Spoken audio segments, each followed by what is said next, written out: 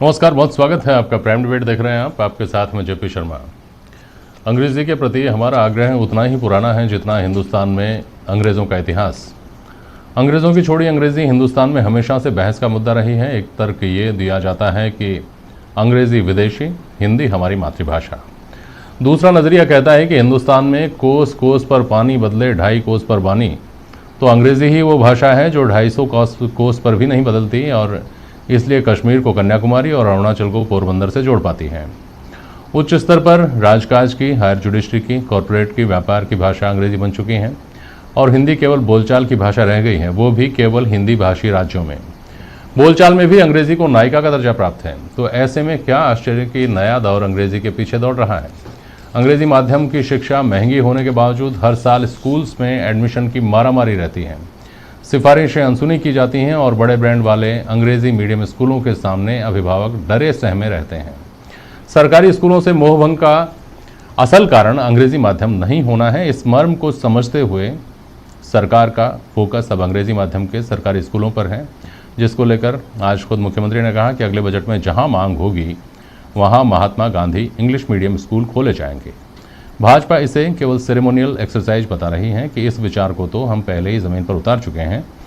तो आज इस मामले पर बहस होगी इन सवालों के साथ कि क्या नए दौर में अंग्रेजी के बिना प्रोग्रेस मुमकिन नहीं है।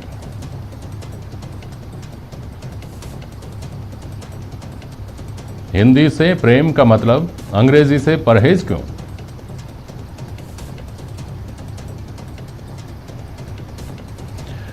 और क्या संकेत देता है इंग्लिश मीडियम स्कूल्स को लेकर क्रेज, भले ही वो सरकारी हों या वो निजी स्कूल हों।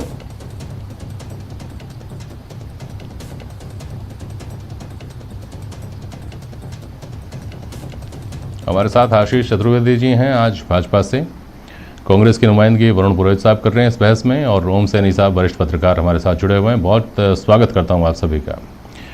वरुण जी, पहले आपके पास आता हूं, बताइए आपको क्या कहूं मैं, आपको बधाई दूं, बधाई के साथ बातचीत शुरू करूं, या ये कहूं कि देर आयत दुरुस्त आयत है, या फिर ये कहना चाहिए कि हुजूर आते आते बहुत देर कर दी। देखिए, तीनों ही चीज़ आप कह सकते हो, लेकिन मैं आपको एक चीज़ प्रकाश में डालना चाहता हूं कि स्कूल एजुकेशन में जो राज्य सरकारें हैं वो 70 साल में किसी भी पार्टी की सरकार रही, उसको राजनीतिकरण में नहीं करना चाहता, वो इतना अपना स्टैंडर्ड डेवलप नहीं कर पाई जितना मिशनरी स्कूल्स ने पूरे देश में उनका अपना नेटवर्क किया, उनका कंट्रीब्यूशन है। उसके साथ अगर कोई स्कूल एजुकेशन में डेवलप हुआ है तो सेंट्रल स्कूल्स हुए हैं, सीबीएसई की चेन हुई है। हाँ। लेकिन आज अगर हम उनसे जैसे कि आजकल छेड़खानी करने की, उनको बंद करने का प्रयास चला जा रहा है, अगर मिशनरी स्कूल्स को आज बंद करते हैं तो वो एक कोलैप्स हो जाएगा हमारे स्कूल एजुकेशन सिस्टम। अब हम जो बात अंग्रेजी की बात करें, क्रेज क्यों डेवलप हुआ, क्रेज इसलिए डेवलप हुआ कि अंग्रेजी स्कूल्स में जो पढ़ के निकलते हैं उनको हायर एजुकेशन में या विदेशों में नौकरियां मिलती हैं, जॉब ओरिएंटेड जहां भी है उनको जॉब्स की उसमें अपॉर्चुनिटी ज़्यादा होती है, तो उस जगह वो इंग्लिश में लोग ज़्यादा इंग्लिश स्कूल को प्रेफर करने लगे। अब मैं एग्जांपल दूं आपको केरला का।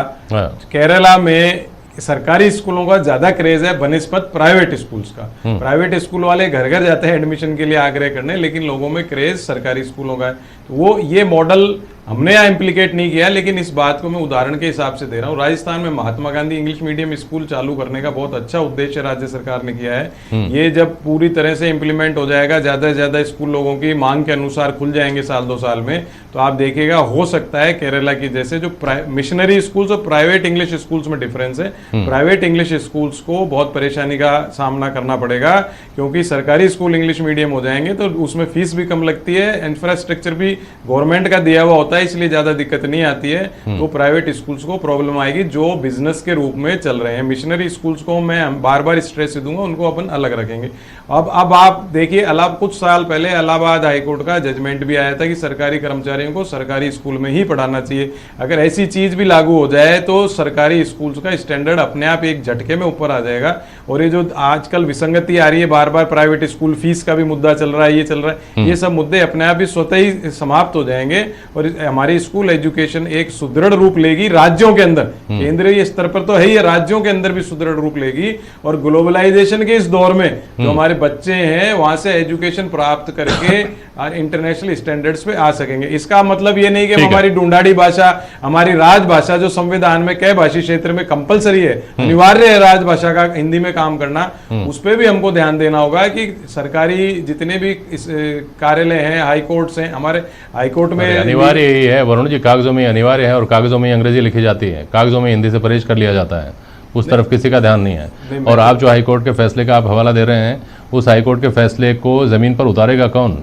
मैंने ये तो कहा अगर वो सरकारों को उतारना है, राज्यों के वो अंदर कहाँ हो रहा है? वो तो यूपी में लागू नहीं वाला बात, हाईकोर्ट तो यूपी के लिए। मैं बात यूपी की और राजस्थान की इस नजरिए से कर ही नहीं रहा कि वहाँ पे भाजपा की सरकार है और यहाँ पर कांग्रेस की सरकार जान नहीं रहा, मैंने कहा उसी राज्य में हाईकोर्ट का लागू नहीं है, राजस्थान हाईकोर्ट का जजमेंट नहीं था। अगर वो राज्यों में लागू हो जाए तो केरला जैसी व्यवस्था हमारे यहाँ हो जाए और जो पेरेंट्स को आजकल परेशानी आ रही है वो उससे उबर सकेंगे। बिल्कुल सही बात है, ये फॉर्मूला तो बहुत पहले से सुझाया जाता लेकिन रहा है। अंग्रेजी के साथ साथ अगर हम हमारी लोकल अधिकारियों के बच्चे अगर एक साल भी आप उनके लिए जरूरी कर देना कि एक शैक्षणिक सत्र तो आपको पढ़ाना ही पड़ेगा इस सरकारी स्कूल में, तो भी शायद सरकारी स्कूलों की कायापलट हो जाए। लेकिन ये उस दिशा में एक कदम तो फिर भी है ही, और इस बात के लिए तो इसका स्वागत तो किया जाना चाहिए। आशीष चतुर्वेदी जी, निजी स्कूलों के पीछे अभिभावक भागते हैं सिर्फ इस वजह से कि अंग्रेजी की बात है।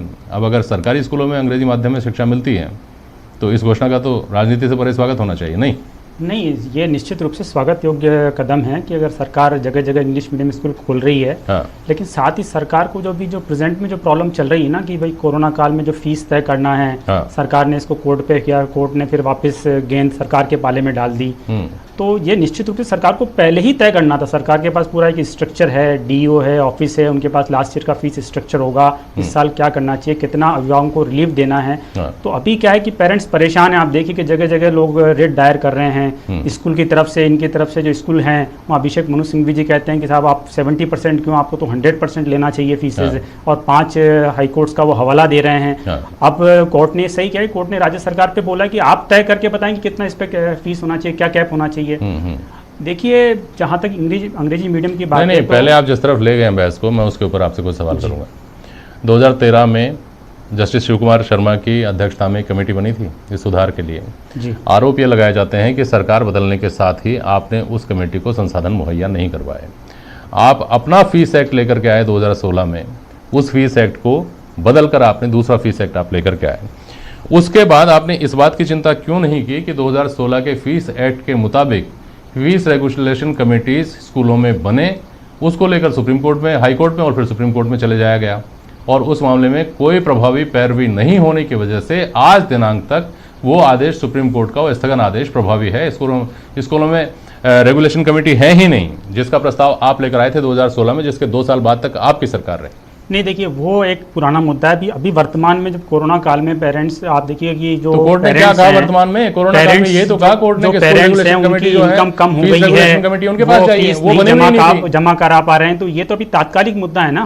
तात्कालिक मुद्दा, इसलिए कोर्ट लोग पेरेंट्स भी गए स्कूल, फिर स्कूल की तरफ से रिप्रेजेंटेशन कोर्ट में गया, फिर कोर्ट ने एक आदेश किया 70% किया, फिर उनकी तरफ से एक बहस होती है कि 100% किया जाए। के आधार पे तो आप लोगों की राजनीति चलती है। आप कहते हैं 70 साल में ये नहीं हुआ, 70 साल में वो नहीं हुआ, पुरानी बात, इसको आप 2-3 साल पहले की 4 साल पहले मैं बात कर रहा हूं, आप कह रहे हैं पुरानी बात है। खैर, आप अगली उस बात पर रहिए। मैं देखिए जहां तक इंग्लिश मीडियम की बात है तो मेरा व्यक्तिगत मत ये है, और बीजेपी का भी ये मत है कि भाई इंग्लिश अगर हम देखें पूरे भारत में भूभाग में देखें तो नो डाउट बोलने चालने की भाषा हिंदी, और मेजोरिटी ऑफ को देखें हम तो यूपी, बिहार, राजस्थान, मध्य प्रदेश, राजस्थान, हरियाणा में हिंदी ही बोली जाती है। ठीक है, लेकिन अगर हम हायर एजुकेशन की बात करें तो अक्रॉस द कंट्री जी, आप चाहे मेडिकल की बात करें, चाहे इंजीनियरिंग की बात करें, चाहे लीगल प्रोफेशन की बात करें जी, तो आपको इंग्लिश आना चाहिए, इसमें कोई दो राय नहीं है। एक बच्चे को अगर तरक्की करनी है तो उसको इंग्लिश अच्छी आनी चाहिए। लेकिन हमको इसका दूसरा पक्ष देखना पड़ेगा कि अगर हम जैसे मैं अभी देख रहा था कि वो कंट्रीज़ जो कि रिसर्च में बहुत आगे हैं, फॉर एग्जांपल हम फिनलैंड को लें, डेनमार्क को लें, यूएस को लें, यूके को लें, जर्मनी लें, जापान लें, इजराइल लें, चाइना लें, हाँ जी, तो ये सब वो देश हैं जिन्होंने रिसर्च में बहुत तरक्की की है। आप भी देखते होंगे कि इंडिया में रिसर्च का लेवल अभी वो नहीं है। अच्छा। ना हम नोबेल प्राइज़ जीत पाते हैं, ना हमारी कोई रिसर्च कर पा रहे हैं। उसका बेसिक कारण ये है कि बच्चे को हम इंग्लिश में पढ़ा रहे हैं, लेकिन वो घर में क्या बोल रहा है, हिंदी बोल रहा है। तो अभी आप देखिए कि नेशनल एजुकेशन पॉलिसी जो आई है आफ्टर 30 ईयर, ये बहुत ही revolutionary policy after 34 years, sorry, जिसमें सेंट्रल गवर्नमेंट ने, मोदी जी ने तय किया है कि अप टू एक लेवल तक आप बच्चे को मदर टंग में पढ़ाएं और अपार्ट फ्रॉम दिस उसको एक सेकंड लैंग्वेज करें। तो देखिए इंग्लिश तो बच्चों को आना ही चाहिए, ये मेरा व्यक्तिगत मत भी है, और क्योंकि अगर आपको हायर एजुकेशन जाना तो इंग्लिश आनी चाहिए। लेकिन जब आप थिंकिंग प्रोसेस डेवलप करें तो थिंकिंग प्रोसेस तभी डेवलप होगा ना। अभी क्या होता है, देखिए बच्चे के साथ दो दिक्कतें आती है। फॉर एग्जांपल वो एक साइंस पढ़ रहा है, 4th क्लास का बच्चा है, या सोशल स्टडीज़ पढ़ रहा है, तो उसको दो फ्रंट में दिक्कत आ रही है। एक तो सोशल स्टडी में दिक्कत आ रही है, एक लैंग्वेज में दिक्कत आ रही है। तो उससे जो उसकी लेटरल थिंकिंग है वो डेवलप ही नहीं हो पा रही है। आप देखिए कि इजराइल में तो up to PhD level, tertiary level तक जो है वो हिब्रू चल रही है, फ्रांस में फ्रेंच चल रही है। तो कहीं ना कहीं हमको इंफ्रास्ट्रक्चर डेवलप करना पड़ेगा। हालांकि ये बात सही है कि पूरे देश में हम हिंदी डेवलप करने की स्थिति में भी नहीं है। नहीं, आप अंग्रेजी व्यक्तिगत रूप से आप अंग्रेजी की पैरवी भी कर रहे हैं। आप ये कह रहे हैं कि इजराइल में वहाँ की भाषा नहीं, देखिए दो चीजें मैं कह रहा हूँ कि हमारी इंफ्रास्ट्रक्चर डेवलप करना पड़ेगा। मेरा कहना ये है कि आप जो एजुकेशन पॉलिसी आई है वो बहुत अच्छी है। आप अंग्रेजी को एज ए लैंग्वेज सिखाएं, लेकिन बाकी जो सब्जेक्ट्स हैं आप उसको हिंदी में ही डिलीवर करें। नॉट हिंदी, मैं कह रहा हूँ जो भी इसकी मदर टंग है, तमिलनाडु में तमिल में पढ़ाएं, कर्नाटक में कन्नड़ा में पढ़ाएं, राजस्थान में उसको हिंदी में पढ़ाएं, जो भी मदर टंग है उसको इंग्लिश जरूर सिखाएं। लेकिन इंग्लिश में अगर आप पढ़ाएंगे तो बच्चे का जो ब्रेन है वो डेवलप नहीं हो पा रहा है। ये अब देखिए ये जो रिपोर्ट आई है NEP की, ये इसके चेयरमैन थे के कस्तूरी रंगन, वो सेल्फ साउथ इंडियन है, वो इसरो के चीफ रहे हैं। तो जो रिसर्च स्कॉलर्स हैं उन्होंने किसी पॉइंट पर ही आके तय किया होगा ना कि बच्चे के लिए मदर टंग कितनी जरूरी है। आज आप देखिए ना जो कंट्रीज हैं, जो एडवांस कंट्रीज हैं, आज मैं लिस्ट देख रहा था कि कहाँ हिंदी इंग्लिश में पढ़ाया जाता है। तो मैं देख रहा था कि जाम्बिया, नाइजीरिया, इंडिया, ये वो कंट्रीज है जहाँ पे जो है इंग्लिश में पढ़ाया जाता है। बात क्लियर नहीं हुई सर, आप ये बात क्लियर करिए। आप ये कहना चाह रहे हैं क्या कि बच्चे को उसकी एजुकेशन जो है वो पूरी तरह से उसकी मातृभाषा में होनी चाहिए, साथ में नहीं, प्राइमरी एजुकेशन मातृभाषा में होनी चाहिए और साथ में उसको इंग्लिश सिखाना चाहिए। देखिए होता क्या है, देखिए आज जो बच्चा है, देखिए आज हम हिंदी कैसे सीखे हैं? हिंदी हम पढ़ करके नहीं सीखे हैं, आप सुनकर हम लिख करके भी नहीं सीखे, हम सुनकर सीखे हैं। अब इंग्लिश के साथ प्रॉब्लम क्या आ रही है कि मैं बताऊं, मेरा एक्चुअली मैंने पढ़ाना मेरा एक प्रोफेशन भी रहा है और मैं इसमें काफी पैशनेट भी हूँ। देखिए इंग्लिश के साथ दिक्कत क्या हो रही है कि हम इंग्लिश को आपने पढ़ा होगा, हमने पढ़ा होगा, एज ए रूल पढ़ा है, ठीक है, एज ए ग्रामेटिकल पढ़ा है। तो इसमें हमको हमारा थोड़ा प्रोसेस भी चेंज करना पड़ेगा और इंग्लिश निश्चित रूप से आनी चाहिए, क्योंकि इंडिया में अभी बहुत लंबे दौर तक, इनफैक्ट हम कह सकते हैं बहुत लंबे, लेकिन अब उसका तरीका क्या हो? अब अगर उसके लिए महात्मा गांधी मॉडल स्कूल खोले जाते हैं तो आप कहते हैं कि विवेकानंद मॉडल स्कूल हमने पहले ही खोल दिए थे, वो तो हमारा प्रयोग था, इन लोगों ने चुराने की कोशिश की है, अपना नाम देने की कोशिश की है। ओम सैनी साहब मुझे बताइए, ये तो स्वाभाविक रूप से बात समझ में आती है ना कि या तो हम सारी दुनिया को बदलें, हम कहें कि भाई हिंदी सीखो, हमको तुमसे हिंदी में बात करनी, अंग्रेजी को भूल जाओ, या फिर हम इस बात को समझ लें कि सारी दुनिया जब अंग्रेजी में चल रही है तो हमको भी अंग्रेजी में अपने आप को ढालना होगा। यहाँ तक कोई मतभेद नहीं है, सब इस बात से इत्तेफाक रखते हैं कि जब पूरे विश्व की संप्रेषण की भाषा अगर अंग्रेजी हो गई है तो हमको अंग्रेजी की तरफ जाना होगा। लेकिन जो बात आशीष चतुर्वेदी कह रहे हैं और वरुण जी ने भी पहले कही, उस मामले में एक विज़न की कमी साफ तौर पर दिखाई दी है, इस तरह से कि हम ये स्पष्ट नहीं कर पाए कि हिंदी को या अपनी मातृभाषा आपकी अगर वहाँ की लोकल तमिल है या कन्नड़ है, आप उसको सुरक्षित रखते हुए अंग्रेजी में भी अपने आप को ढाल लें। ओम सैनी साहब, देखिए पहले तो इस तथ्य को ठीक करना चाहिए कि पूरी दुनिया में जितने भी बेहतरीन मुल्क हैं उनकी भाषा सिर्फ अंग्रेजी बिल्कुल सही कर रहे हैं, बहुत गलत तथ्य है। बिल्कुल सही। इजराइल का नाम लेते हैं बार बार, जापान का क्यों नहीं ले रहे, चाइना का क्यों नहीं ले रहे? उनके यहाँ हायर एजुकेशन तक सारी और उनकी भाषा में ही पढ़ाया जाता है। यानी कि होना ये चाहिए कि जो त्रिभाषा फार्मूला हमारे यहाँ तय हुआ था वो योग्यता मापने के लिए और योग्यता हासिल करने के लिए एक बेहतर जरिया है।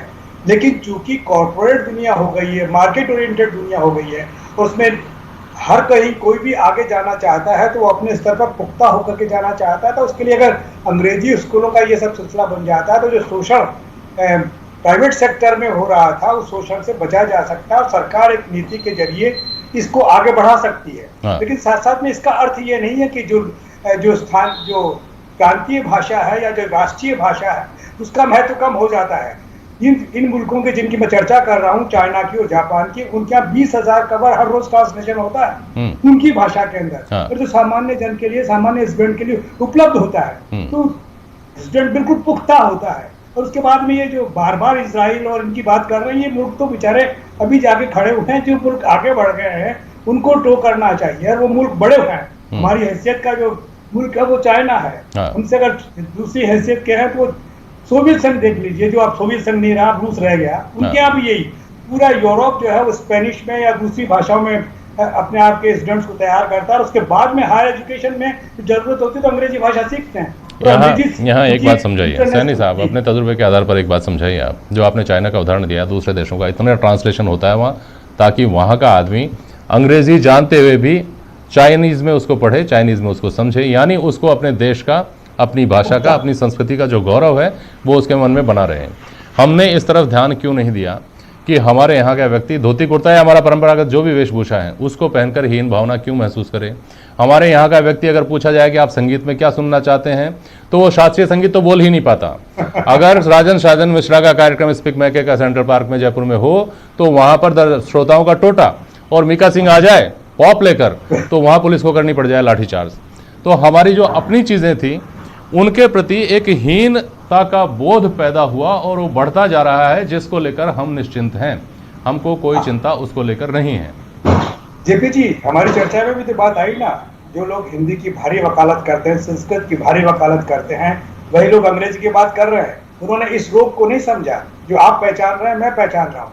मार्केट ने कैसे चीज़ों को बदल दिया है, हमारी बुनियादी चीज़ें जो बहुत मजबूत है, बहुत बेहतर है, चाहे हमारा म्यूजिक लो, चाहे हमारा थिएटर लो, चाहे हमारी फिल्में लो उस जमाने की, वो सब चीज़ें हम गुण कर गए। और साथ साथ में जो कुछ मार्केट से मिलने का सिलसिला हो रहा है उसमें उसको लेकर के हमारे जो प्रधानमंत्री रहे वो जिस तरीके से भाषाओं के बारे में पहले बात करते रहे और उसके बाद में जो पढ़ने का सिलसिला लगाया तो उससे पता लग रहा है। तो कॉम्प्लेक्स होना नहीं चाहिए, मुझे मेरी भाषा में ही चर्चा करने के लिए प्रस्तुत रहना चाहिए, लेकिन दूसरी भाषा समझ में आनी चाहिए और बोलने की जरूरत पड़े तो बोलना भी चाहिए। मैंने पुतिन को कभी अंग्रेजी बोलते हुए नहीं सुना, मैंने फ्रेंच प्राइम मिनिस्टर को कभी अंग्रेजी बोलते हुए नहीं सुना, मैंने जापानी प्राइम मिनिस्टर को भी कभी अंग्रेजी उस तरीके से बोलते हुए नहीं सुना। ज्यादातर मुल्कों और साउथ अमेरिका के तो जितने मुल्क हैं वहां पर आप देखिए कि हर कोई स्पेनिश में ही बोलता है और उसके बाद में ट्रांसलेटर जो है ट्रांसलेट करता है। तो इसका मतलब ये नहीं कि अंग्रेजी नहीं जानते हैं, बिल्कुल जानते हैं, लेकिन उनको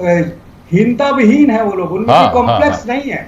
ये जो हीनता का भाव है ये समस्या है। और हमारे यहाँ इस हीनता की जड़ें कितनी गहरी हैं ओम सैनी साहब, हमारे यहाँ इस हीनता की जड़ें कितनी गहरी हैं। गांव में छोटा बच्चा, गांव देहात में छोटे बच्चे को जब ये सिखाया जाता है, मेहमानों के सामने जब उसको प्रस्तुत किया जाता है और उससे पूछा जाता है कि नोजी कहाँ है बेटा, दिखाओ, टीथ दिखाओ बेटा, और बेटा टीथ दिखा देता है, नोजी दिखा देता है। तो इन्होंने नोबेल पुरस्कार का भी जिक्र किया ना, अभिभावकों के चेहरे पे वही खुशी दिखाई देती है जैसे नोबेल मिल गया हो। अंग्रेजी के प्रति ऑब्सेशन और हिंदी के प्रति हीनता इससे समझ में आती है। लेकिन ये हीनता जो आपने अभी अलग किया ना मिशनरीज को, वरुण पुरोहित साहब, ये कहीं ना कहीं इसकी जड़ें वहाँ जाती हैं। हमने ये मौका दिया कि वो पढ़ाएं, हमने ये मौका दिया कि वो ढालें, वो विचारों का जो सांचा है वो तैयार करें, और उसमें ये हमारी कहीं ना कहीं कमी थी कि हम अपना ढांचा और सांचा तेज़ी से तैयार नहीं कर पाए। ऐसा नहीं है क्या वरुण पुरोहित जी? नहीं, बिल्कुल नहीं है। मैं खुद अंग्रेजी स्कूल में पढ़ा हुआ हूँ, अमेरिकन फादर्स से मेरा बचपन पढ़ाया है। बचपन में फादर्स को इंग्लिश संस्कृत सब आती है। आप 140 करोड़ सर मैं तो मेरे एग्जांपल बताऊंगा ना, मेरे घर के बच्चों का एग्जांपल बताऊंगा। आप घर आओगे उनको मारवाड़ी राजस्थानी ढूंढाड़ी भाषा में भी बात करेंगे आपसे, छोटे बच्चे भी। आज के दौर में जो सब बच्चे नहीं कर पा रहे हैं, मैं भी कर सकता हूँ। इंग्लिश भाषा में, आंग्ल भाषा में भी आप कहोगे तो मैं बात कर सकता हूँ। लेकिन हमने हिंदी भी हमारी, मैं नहीं कहूंगा कि कोई आप गलत में कोई घमंड की बात कर रहा हूँ, हिंदी हमारी आपको हिंदी मीडियम स्कूलों से ज्यादा अच्छी मिलेगी। मैंने खुद ने बोर्ड में हिंदी टॉप किया है। मेरे स्कूल के स्टैंडर्ड जो है आपको हिंदी का बहुत अच्छा मिलेगा, हिंदी के टीचर्स अच्छे मिलेंगे। तो ये बात नहीं, मिशनरी स्कूल्स को मैंने इसलिए अलग माना कि जो हमारी नेशनल लेवल पर जो एजुकेशन सिस्टम है, स्कूल एजुकेशन में, उसमें हमारे पास मिशनरी स्कूल्स के अलावा खाली सेंट्रल स्कूल्स की चेन ही डेवलप हो पाई है। राज्य सरकार उस डेवलप नहीं कर पाए, इसीलिए हमने Mahatma Gandhi English school medium Rajasthan में स्टार्ट किया। केरला का उसका स्वागत तो आशीष जी ने भी कर दिया। लेकिन आशीष जी स्वागत कर रहे हैं, लेकिन इनकी पार्टी का डबल स्टैंडर्ड है। आदर्श विद्या मंदिर अलग इन्होंने बना रखा है, और इनके सारे नेता कॉन्वेंट स्कूलों में पढ़ते हैं, वहां चक्कर लगाते हैं बच्चों को एडमिशन। उस तरीके से नहीं तैयार कर पाए कि हमने पैर रखने के लिए मिशनरी स्कूल्स के लिए जगह ही नहीं छोड़ी हो। हमने उनको पर्याप्त स्पेस दिया, आप करिए, हम नहीं कर पा रहे, हम जब होंगे तब कर पाएंगे, तब करेंगे। नेशनल लेवल पे आप संस्कृत को, लेकिन एक बात आपने महत्वपूर्ण उठाई, समय कम है, नहीं तो मोहम्मद सैनी साहब की टिप्पणी लेता है इसके ऊपर। आपने ढूंढाड़ी की जो बात कही, ये जो हीनता का बोध है, इस हीनता के बोध के चलते जो हमारी स्थानीय बोलियां हैं, भाषा मत कहिए उनको, उनकी हत्या होती जा रही है। बच्चे जब उन बोलियों में बात करते हैं तो माँ बाप ये कहते सुने जाते हैं, कैसे गंवारों की तरह बात कर रहा है, ठीक से बात कर। इसके चलते जो हमारी बोलियां हैं उनका कम से कम सत्यानाश होता जा रहा है, जो एक चिंता की बात है, जिसकी तरफ भी देखा जाना चाहिए। बहुत शुक्रिया आप सभी का आज प्राइम डिबेट में शामिल होने के लिए। आज के लिए बस इतना ही। नमस्कार।